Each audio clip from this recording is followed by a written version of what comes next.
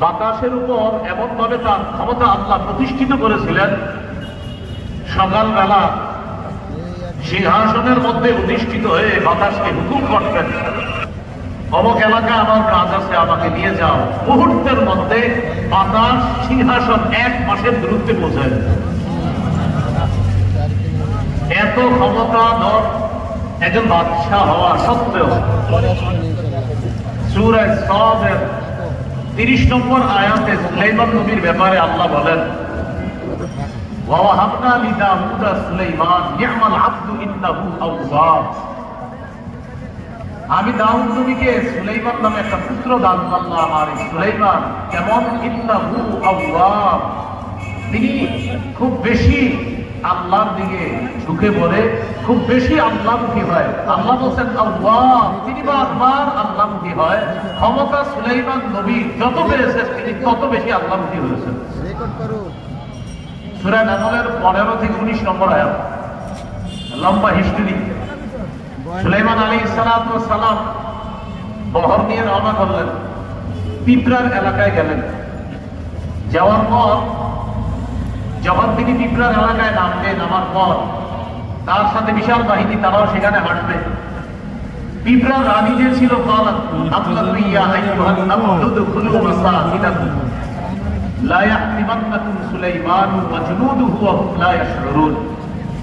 পিঁপড়ার রানী বলল, ও পিপিলিকার দল, তোমরা তোমাদের ঘরে প্রবেশ করো, তোমাদের গর্তে প্রবেশ করো। সুলাইমান নবী এবং তার বাহিনী না জেনে তোমাদেরকে যেন পিষে না ফেলে। পিঁপড়ার এই কথা সুলাইমান নবী বুঝে ফেললেন।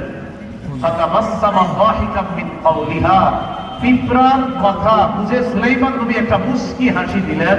আল্লাহ তাআলা মানুষ, জিন, ইনসান ইত্যাদি এগুলার পাশাপাশি পশু পাখির ভাষা বোঝার যোগ্যতা সুলাইমান নবীকে আল্লাহ দান করেন।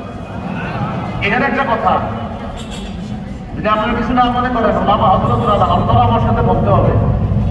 বলেন, সুলাইমান নবী পাখির ভাষা প্রকৃত অর্থেই বুঝতেন, প্রতীকী অর্থে নয়। প্রকৃত অর্থে সুলাইমান নবী পাখির ভাষা বুঝতেন, প্রকৃত। একটা হলো প্রকৃত আর একটা প্রতীকী। প্রতীকী, এই প্রতীকী অনেক বাংলা বই অনেকে কোনো কারণে লেখছে যে সুলাইমান নবী প্রতীকী অর্থে, মানে বিভিন্ন মাধ্যমে, ইশারার মাধ্যমে পাখির ভাষা বা বিভিন্ন অবস্থা দেখে বুঝতেন, এটাকে বলে প্রতীকী। কিন্তু বাস্তবতা হলো সুলাইমান নবী প্রকৃত অর্থে বাস্তবেই পাখির ভাষা বুঝতেন। আল্লাহ এই যোগ্যতা দেন, এই কথাটা মনে রাখা। সুলাইমান আলাইহিস সালাম পাখির ভাষা বুঝলেন, একটা মুস্কি হাসি দিলেন। হাসি দেওয়ার পর সুলাইমান নবী বললেন, ওয়াকালা রাব্বি আউজি'নি আন আশকুরা নি'মাতাকা আল্লাতী আন'আমতা আলাইয়া।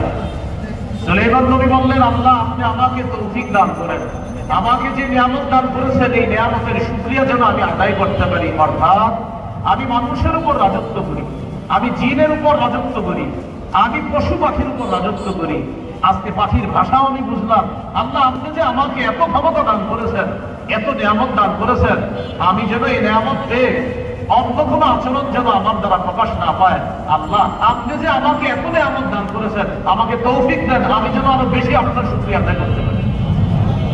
এখান থেকে কি বুঝলাম, আমাদের যারা দায়িত্বশীল হবে তাদের 1 নম্বর গুণ হবে, তিনি যত বেশি ক্ষমতা পাবে তত বেশি আল্লাহমুখী হবে। 2 নম্বর,